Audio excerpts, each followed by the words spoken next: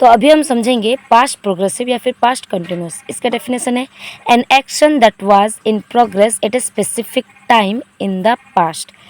मतलब वो जो घटना या फिर एक्शन कब हुआ है, एक स्पेसिफिक टाइम में, वो भी पास्ट में, अतीत में हुआ है और कंटिन्यू में है, हम उसी के बारे में भी बोल रहे हैं।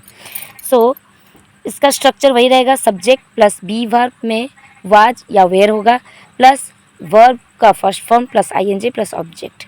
जैसे कि एग्जाम्पल लेंगे, they were watching a movie at 8 PM yesterday। तो यहाँ पे देखो दे प्लूरल फॉर्म में है, इसलिए ऑक्सिलरी वर्ब तुम्हारा वेयर में आया। वाचिंग, वाच से वाचिंग भी वन फॉर्म।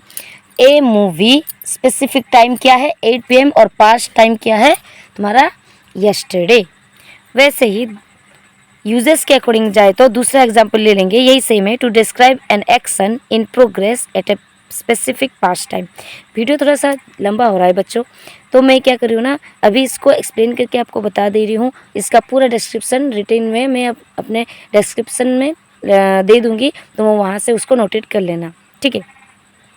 सो दूसरा एग्जाम्पल लेंगे, I was working on the report eight midnight. मैं मेरे रिपोर्ट के लिए काम कर रहा था, कब तक ना, आधी रात तक, ठीक है। मैं मेरे रिपोर्ट के लिए काम कर रहा था आधी रात तक। तो स्पेसिफिक यहाँ पे टाइम क्या हुआ, आधी रात।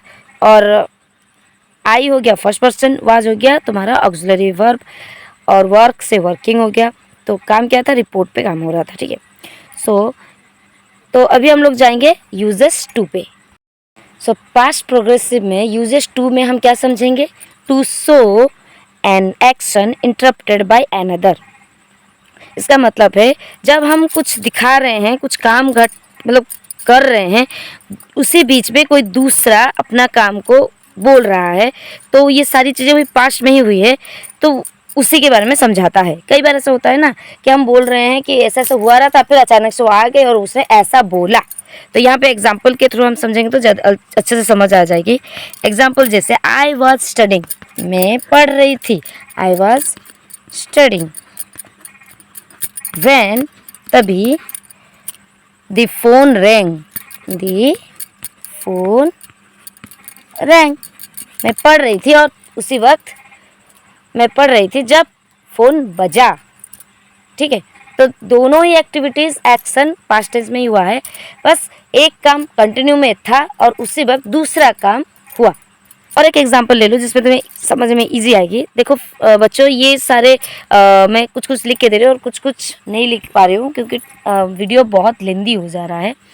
तो आप लोग क्या करो ना, इसमें कोई मतलब परेशान होने वाली कोई बात नहीं, मैं डिस्क्रिप्शन लिंक में सारे दे दूँगी, बस तुम सुनो समझो। और डिस्क्रिप्शन पार्ट में जहाँ पे मैं सारा अपना ये शेयर करूँगी उससे नोट कर लेना अपने कॉपी में, ठीक है। तो दूसरा एग्जांपल है, she was walking home when started running. वो अपने घर जाने के टाइम में जा रही थी, तभी क्या हुआ ना, बारिश शुरू हो गई, ठीक है। अब बच्चों हम लोग समझेंगे फ्यूचर प्रोग्रेसिव के बारे में।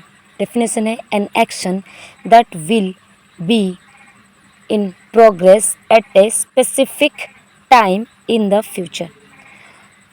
तो एक एक्शन जो कि घटित होगा या फिर प्रोग्रेस होगा कोई पर्टिकुलर टाइम फ्यूचर में, ठीक है। जैसे कि एग्जाम्पल ले लेंगे हम लोग, we will be travelling to Europe next week. हम यूरोप को जाएंगे, ठीक है, लेकिन कब जाएंगे ना, नेक्स्ट वीक को जाएंगे। मैं फिर से समझा रही हूँ, कोई बात नहीं, यूजेस के थ्रू समझते हैं। To describe an action in progress at a specific future time. तो फ्यूचर टाइम के ऊपर डिपेंड करता है। सो अभी दूसरे एग्जाम्पल से हम लोग समझते हैं, जो कि फ्यूचर प्रोग्रेसिव का जो भी यूजेस था, कि they will be moving into their new apartment on Saturday. हम किसी को बोल रहे हैं कि वो अपने न्यू अपार्टमेंट में कब जाएंगे ना, सैटरडे को जाएंगे, ठीक है। सैटरडे को वो जाएंगे, मतलब अभी तक गए नहीं है पर जाएंगे करके उन्होंने हम डिक्लेयर कर रहे हैं या फिर बता रहे हैं किसी को। तो ये होगा फ्यूचर प्रोग्रेस, मतलब ये प्रोग्रेस होगा, कब होगा ना, नेक्स्ट वीक या फिर सैटरडे को होगा। तो कोई ऐसी घटना, फ्यूचर प्रोग्रेसिव का मतलब जो घटना जो कि कुछ दिन के बाद फ्यूचर में होगा, स्पेसिफिक टाइम, जैसे यहाँ पे सैटरडे है। तो बच्चों आज हमने इस वीडियो में पास्ट प्रोग्रेसिव और फ्यूचर प्रोग्रेसिव के बारे में समझा, with example, with structure, with uses. तो आशा करती हूँ जो भी तुम लोगों का डाउट हो वो मेरे कमेंट सेक्शन में भेजना, क्या दिक्कत है। हम सब मिलकर पढ़ेंगे, सीखेंगे, आगे बढ़ेंगे और इंग्लिश कम्युनिकेशन एक दूसरे के साथ करने के लिए कोशिश करेंगे।